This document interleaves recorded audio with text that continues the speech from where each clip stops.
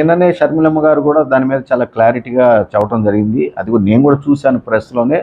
2-3 రోజుల తర్వాత కాంగ్రెస్ పార్టీలో చేరిన 2-3 రోజుల తర్వాత పూర్తి వివరాలతోటి నేను బయటకు వస్తానని అమ్మ చెప్పడం కూడా చూశాం. కాబట్టి ఇది మాత్రం నాకు తెలిసినంత వరకు కూడా పూర్తిగా వివాహానికి సంబంధించినటువంటి ఆహ్వానానికి రావడం జరుగుతుందని చెప్పి నేను భావిస్తా ఉన్నాను.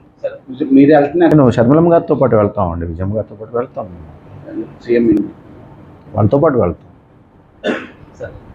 ఇంకా నేను ముందే చెప్పున్నానండి, షర్మిలమ్మ గారి బాటలో నేను నడుస్తాను అని. దానికి ప్రధాన కారణం మేమందరం కూడా కాంగ్రెస్ పార్టీ నుంచే వచ్చిన వాళ్ళము.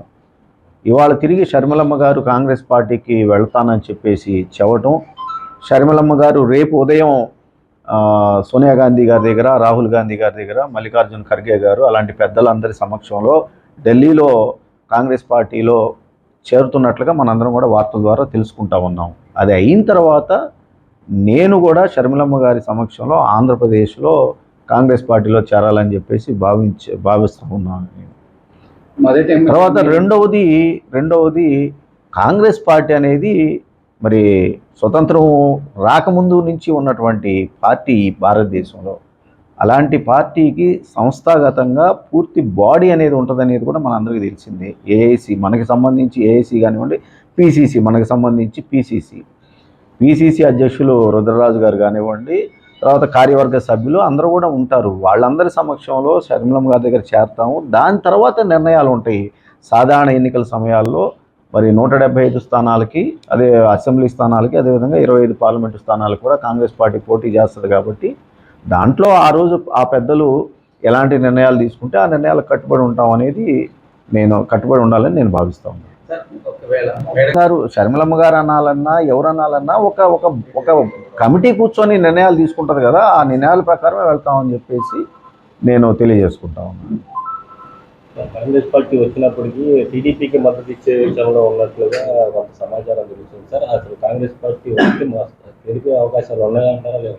నాకు తెలియదండి, అలాంటిది ఉండదని చెప్పేసి నేను వ్యక్తిగతంగా భావిస్తా ఉన్నాను. కాంగ్రెస్ పార్టీ టీడీపీ పార్టీ కలుస్తుందని చెప్పి నేనైతే భావించట్లా.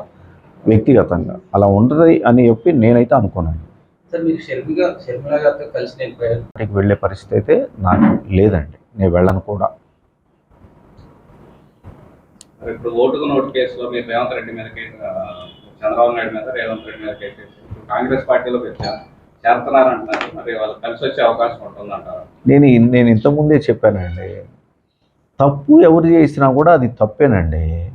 పైగా సాక్ష్యాధారాలతో దొరికారు. ఇవాళ ఒక పార్టీలో చేరారని చెప్పేసి, లేదా నేను ఉన్నారని, లేదా నేను పార్టీలో చేరానని చెప్పేసి తప్పు ఒప్పు కాదు కదండి. నేను చేసినా తప్పు తప్పే, ఎవరు చేసినా తప్పు తప్పే. ఆ కేసులు మాత్రం ఓటుకు నోటు కేసు ప్రస్తుతం సుప్రీంకోర్టులో 2గా నేను వేసిన కేసులు కూడా మెర్జ్ అయ్యి ఒకే కేసుగా ఉంది.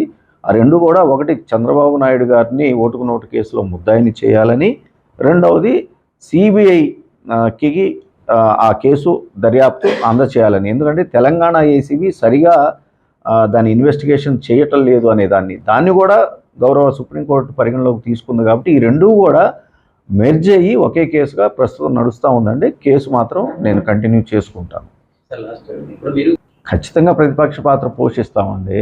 ఎక్కడైతే నేను వైఎస్ఆర్ కాంగ్రెస్ పార్టీలో నాకు మంగళగిరి ప్రజలు, ముఖ్యమంత్రి జగన్మోహన్ రెడ్డి గారు ఆ రోజున అవకాశం ఇచ్చారో, ఆ అవకాశం ఇవ్వటానికి ఏమేమి వాగ్దానాలు మేమైతే చేస్తున్నామో ఆ వాగ్దానాల అమలులో ఈ 4.5 సంవత్సరాల కాలంలో మేము ఎక్కడైతే విఫలం చెందామో ఆ విఫలం చెందటానికి ఏమేమి కారణాలు ఉన్నాయో ఆ కారణాలని నేను ప్రజలకు తెలియజేస్తూ వాటిని చేయటానికి, అమలు చేయటానికి కానివ్వండి, లేదా ప్రజలకి పనిచేయటానికి కానీ అభివృద్ధిలో ఖచ్చితంగా నేను పనిచేస్తానండి. ప్రతిపక్ష పాత్ర నేను పోషిస్తాను. ప్రతిపక్ష పాత్ర అంటే ఫస్ట్ మీకు రైతుల సమస్యలు ఎక్కడైనా వాదన వినిపిస్తుంది కదా, మరి ఆ ఎజెండాతో ముందుకెళ్తారా మీరు? ఖచ్చితంగా అండి. ఎందుకంటే గౌరవ ముఖ్యమంత్రి జగన్మోహన్ రెడ్డి గారి దగ్గరికి మేము 3.5-4 సంవత్సరాల క్రితమే తాడేపల్లి, మంగళగిరి రూరల్ మండలాల్లో ఉన్నటువంటి గ్రామాల్లో ఆ రోజున ల్యాండ్ పూలింగ్ అనే దాన్ని తీసుకురావడం చంద్రబాబు నాయుడు గారు మనం చూసాం. 2014-19 మధ్య ల్యాండ్ పూలింగ్ వాలంటరీ అని చెప్పి కూడా ఆ వాలంటరీకి సహకరించినటువంటి రైతన్నల మీద బలవంతపు భూసేకరణకు రావటం, చట్టం ప్రకారం బలవంతపు భూసేకరణ చేయకూడదు, అలువైవల్ సాయిల్స్ అతి సారవంతమైనటువంటి ఈ భూముల్ని తీసుకోవడానికి లేదు అని చెప్పి చట్టాలు చెప్తా ఉన్నా ఆ రోజున వాళ్ళ మీద బలవంత భూసేకరణకి చంద్రబాబు నాయుడు గారు పూనుకున్నప్పుడు మేము గౌరవ న్యాయస్థానాలను ఆశ్రయించాము. వాటి మీద రైతన్నలకే రిలీఫ్ దొరికింది.